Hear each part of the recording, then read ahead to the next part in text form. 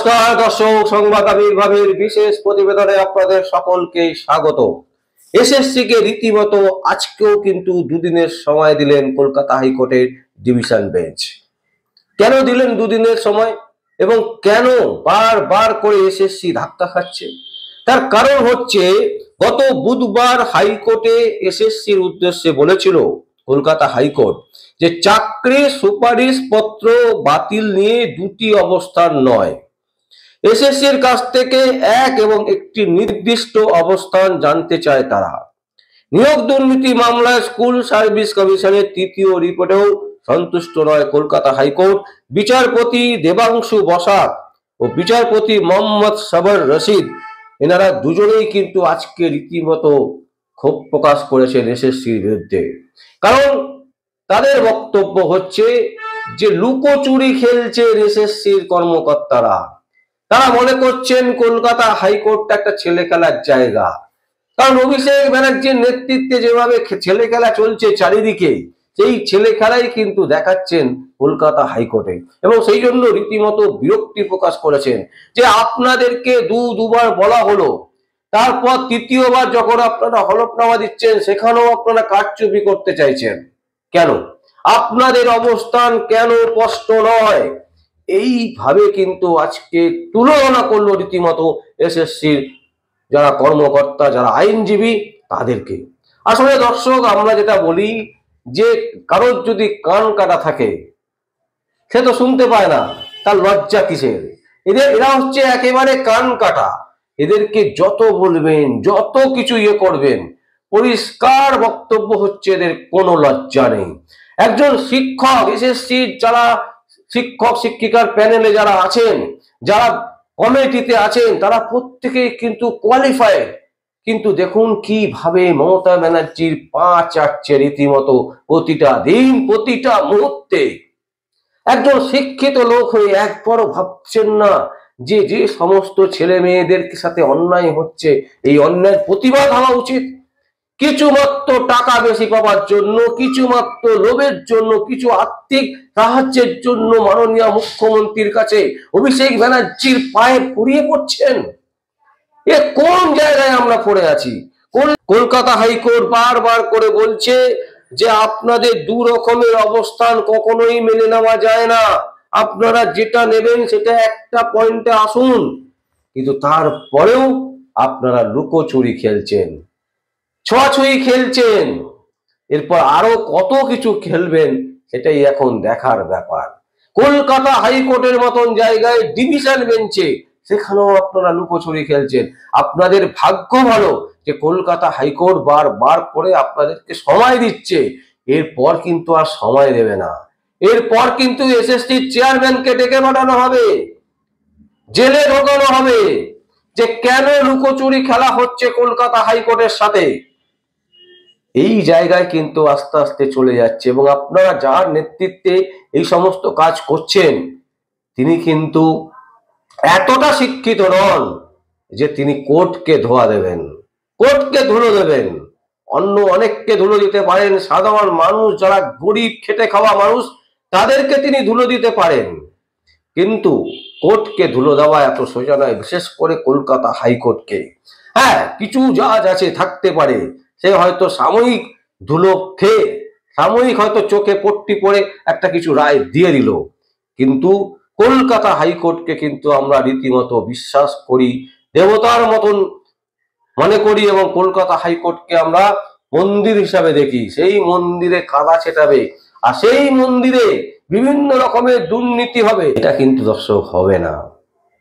যে আশায় বুক বেঁধে আছেন অভিষেক ব্যানার্জি, সেই আশা কিন্তু তার পূরণ হবে না। আপনারা দেখে নেবেন দর্শক। হ্যাঁ, হতে পারে অনেক দেরি হচ্ছে, কারণ পুরো সিস্টেমটা, রাজ্য সরকারের পুরো সিস্টেম, পুলিশ প্রশাসন, গোয়েন্দা প্রশাসন, প্রতিটা ক্ষেত্রে দুর্নীতিকে ঢুকিয়ে দেওয়া হয়েছে। মাননীয় মুখ্যমন্ত্রী আর অভিষেক ব্যানার্জির নেতৃত্বে যেভাবে পুরো দুর্নীতি ঢুকে পড়েছে, তাতে সেটাকে সাফ করে তার বিরুদ্ধে তদন্ত করে তাকে সাজা দেওয়াটা একটু সময় সাপেক্ষ ব্যাপার, অনেক সময় লাগবে। কিন্তু আমরা বিশ্বাস করি কলকাতা হাইকোর্টের কাছে মাথা নত করতে হবে এই পিসি আর ভাইপোকেও। যেমন দর্শক, এসএসসি কে নিয়ে যেটা আমরা বলছি যে তৃতীয়বার কলকাতা হাইকোর্ট অসন্তোষ প্রকাশ করলো একটা হলফনামাকে নিয়ে। তার মানে ভাবুন যে কিভাবে কোন আকারে দুর্নীতি হয়েছে। এবার আসছি দর্শক, যে পিসি হঠাৎ করে চলে গেলেন দিল্লিতে ভাইপোকে সাথে করে নিয়ে। কেন ভাইপো কেন যাবে? ভাইপো তো রাজ্য সরকারের কেউ নন। ভাইপো নিজে বলেছেন এই কথা। ভাইপো পরিষ্কার বলেছেন, বাংলার এবং ভারতবর্ষের জনপ্রিয় চ্যানেলকে রীতিমতো হুমকি দিয়ে বলেছেন যে তিনি তো প্রশাসনের কেউ নন, তিনি চাকরি দিবেন কি করে? তিনি রাজ্য সরকারের কোনো জায়গায় আছেন, কোনো পদে আছেন? তাহলে তিনি রাজ্য সরকারের যখন কোনো পদে নেই, তাহলে তিনি প্রধানমন্ত্রী নরেন্দ্র মোদীর সাথে দেখা করার জন্য মমতা পিসির সাথে কেন গেছেন? এই ব্যাখ্যাটা আমরা চাইছি দর্শক। অভিষেক ব্যানার্জির যদি ক্ষমতা থাকে, মমতা ব্যানার্জির যদি ক্ষমতা থাকে, তাহলে অবশ্যই আপনারা যদি আমাদের এই চ্যানেলের প্রোগ্রাম দেখেন কোনোভাবে, কোনো সোর্সের মাধ্যমে, তাহলে অবশ্যই অ্যান্সারটা দেবেন যে কোন কারণে, কিসের জন্য অভিষেক ব্যানার্জি আপনার সাথে যাবে। কারণ আপনি যাচ্ছেন রাজ্যের পাওনা টাকার দাবিতে। অভিষেক ব্যানার্জি রাজ্য সরকারের কোনো পদে নেই, তাহলে তিনি কেন যাবেন? আপনি কোনো অর্থমন্ত্রীকে নিয়ে যেতে পারতেন, অর্থ সচিবকে নিয়ে যেতে পারতেন, আপনার দপ্তরের কাউকে নিয়ে যেতে পারতেন। অভিষেক ব্যানার্জি কেন যাবে?